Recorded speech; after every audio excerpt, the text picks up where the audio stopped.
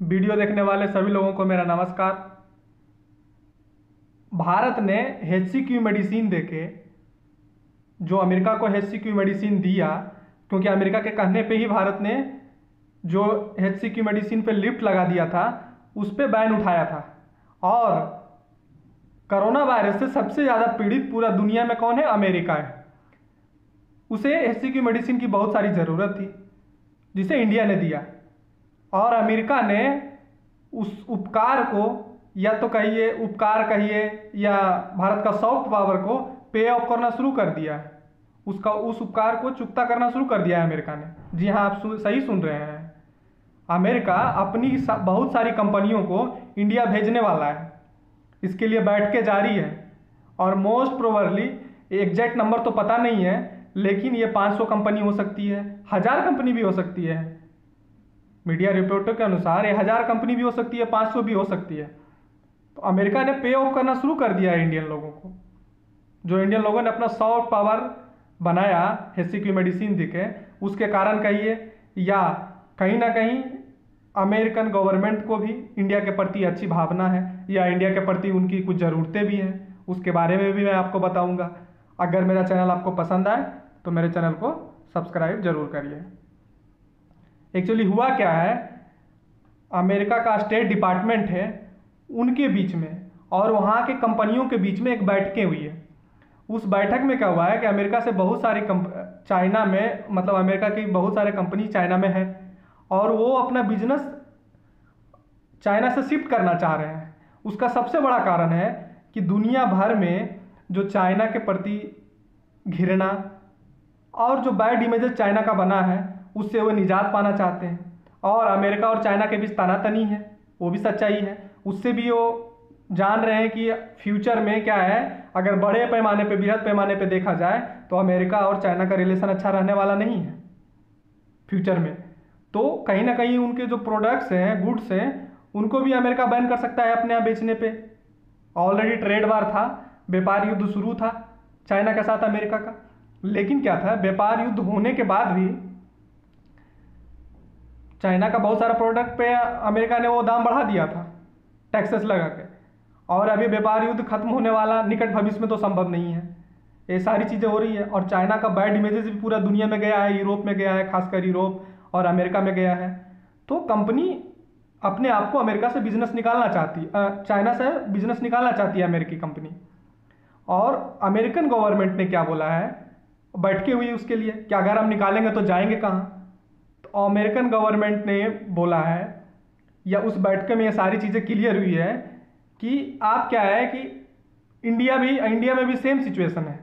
China की तरह situation India में भी है। यहाँ भी चीप लेबर है, यहाँ भी बहुत सारी जनसंख्या है और यहाँ भी रिसोर्सेज उपलब्ध हैं। तो वो सोची कि हम इंडिया आ जाएं। अमेरिकन गवर्नमेंट ने बोला कि दोनों गवर्नमेंट आपको सपोर्ट करेगी अगर आप इंडिया आते हो। तो ऐसी चीज़ें हुई है और वहाँ की कंपनी एग्री हुई है और इंडियन गवर्नमेंट को इंसेंटिव देने के लिए बोली है। देना पड़ेगा, कोई कंपनी बाहर से आके आपके यहाँ लगाएगी, अपना पूरा सेटअप दूसरे जगह लगाएगी तो आपको इंसेंटिव देना पड़ेगा। आप टैक्स रिलैक्सेशन देना पड़ेगा आपको कुछ दिनों के लिए, और हो सकता है आपको ज़मीन उपलब्ध कराना होगा। और इंडियन गवर्नमेंट इसको एक मौके की तरह देख रही है और इंडियन गवर्नमेंट से केंद्र सरकार बैठ के कर रही है इसके लिए, और जो भी पॉसिबिलिटी हो सकती है उसको एक्सप्लोर कर रही है। और स्टेट इंडिया का जो सेंट्रल गवर्नमेंट है, उन्होंने स्टेट के जो चीफ मिनिस्टर हैं, सब मुख्यमंत्रियों को बोला है कि आप इसके लिए सहयोग दीजिए और आप एक्सप्लोर करिए कि इन्वेस्टमेंट आपके यहाँ कैसे आए। ये ऑलरेडी गवर्नमेंट बोली है, सेंट्रल गवर्नमेंट राज्य सरकारों को। इसमें मेरा एक सलाह होगा कि भारतीय गवर्नमेंट को किसी भी तरह से कम 10-20 कंपनियां पूर्वी यूपी और बिहार में लगाना चाहिए। पूर्वी यूपी और बिहार में ज़रूर लगाना चाहिए, सहयोग दे के, मान मनोबल करके, जैसे भी हो, जो भी उनको चाहिए वो सारी इंफ्रास्ट्रक्चर लगा के। क्योंकि सबसे ज़्यादा पिछड़ा यही है, बिहार और पूर्वी यूपी।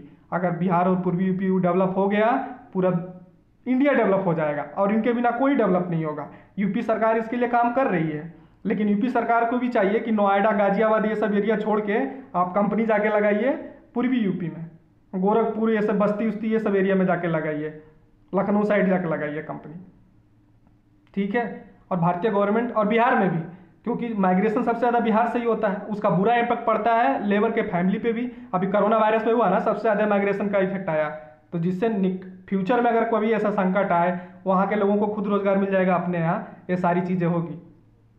ऐसा भारतीय गवर्नमेंट को सोचना चाहिए, और जो कंपनी आ रही है उसको भारत में लगाना चाहिए, और जितने भी ईज आउट करना चाहिए, जो भी प्रोसेस है उसमें ढिलाई दे के कैसे भी करके इंडिया में जो भी ज़रूरत हो इंडियन कंपनी को, इंडियन गवर्नमेंट को प्रोवाइड करना चाहिए, तभी कंपनी आपके यहाँ आएगी और उससे आपके यहाँ क्या है, खुशहाली आएगी, जॉब्स मिलेंगे, डेवलपमेंट होगा, सारी चीज़ें होगी। ये न्यूज़ भारतीय मीडिया कवर नहीं कर रही है, बहुत कम आउटलेट्स हैं, द इकोनॉमिक टाइम्स को छोड़ दीजिए, एकाध को छोड़ दीजिए, तो बहुत कम है जो इसको कवर कर रही है। यहाँ इंडियन मीडिया लगे हुए कि व्हाइट हाउस ने मोदी को अनफॉलो कर दिया, ये कर दिया, उस पर चल रहा है डिबेट हो रहे हैं, अरब में हो रहे हैं, जो फर्जी अकाउंट है उसके लिए डिबेट हो रहे हैं, लेकिन इसके लिए कोई नहीं बोल रहा है कि गवर्नमेंट अच्छे काम कर रही है, और इसके लिए लोगों को सहयोग देना चाहिए और लोगों को जागृति पैदा करनी चाहिए, और इसके लिए डिबेट होना चाहिए कि क्या क्या रीजन्स हो, क्या क्या चीज़ें हो जिससे गवर्नमेंट सहूलियत दे,